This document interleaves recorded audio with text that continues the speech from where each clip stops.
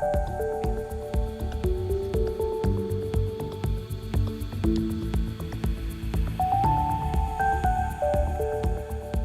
and welcome back to our study of Peninei Halacha, the teachings of Rabbi Eliezer Melamed Shlita.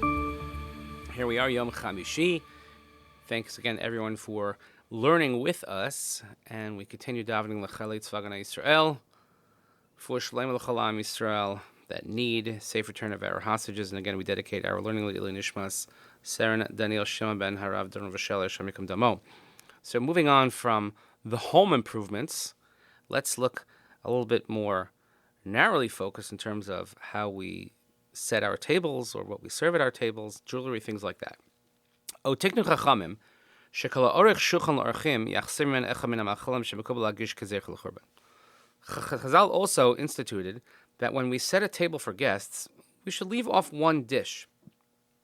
When I say dish, I don't mean place setting. I mean one of the foods that you're going to serve, Zecher LeChurban. But this is only for a specific type of meal, like you're going to have guests at that meal. You have to leave something off. But on a regular Tuesday night dinner, it's just you and the family, you're not required to leave something off. On Shabbos, on Yontif, we don't leave something off from when it's appropriately served. Because when we sit at a meal on Shabbos or on Yom Tov, we're on a higher level than we normally are found in this world. And since this is a notion of mourning, so then it's not appropriate for Shabbos and Yom Tov. And that's why we have no mourning practices on Shabbos and Yom Tov, because of the holiness of the day and the levels that we find ourselves.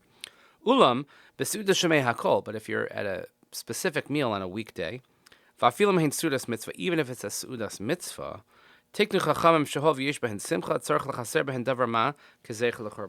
so Chazal instituted that since there is a simcha, so again, our simcha is not complete as long as the Beis HaMikdash is not rebuilt, so therefore we remove something or we leave something off, Zecher LeChurban. As I mentioned. Kayom, so I'm sure you're wondering at this point, perhaps even scratching your head or rubbing your sphere beard, that, well, how do you fulfill this? What does that mean? Because if you're a guest in someone's home, do you know that they're leaving something off? So therefore, he says, practically speaking, most people don't fulfill this. Because in the past days, people knew, they understood, and it was accepted what is going to be served at every meal. So therefore, if one thing was missing, you knew certain courses, and if the certain course was missing, then you would understand why. So they would understand that it's because the Beis HaMikdash was destroyed, so we're taking something away from our Suda as a sign of mourning or of this takana. But nowadays, we don't have a set menu. You have no idea when you're going to someone's house what they're going to serve necessarily. So it would be very difficult to discern when a dish was left off or not. It could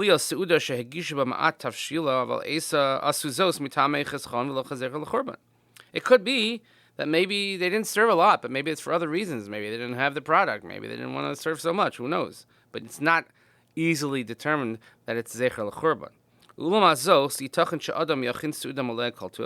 And so, based on this, the way things work nowadays, you could prepare a full meal. He says, however, it could be that in your heart, you'll think, oh, maybe I wanted to make one more thing. And when you take it off, we say, oh, no, Zecher LeChurban. So we don't know nowadays, necessarily, we don't see this practice in effect. Those who know me personally, so this is my story and I'm sticking with it, that the reason I don't eat fish, people know that I don't eat fish. I'm going to say it's Zecher LeChurban. Really, we should have it at every meal, even on Shabbos, but I just don't like fish.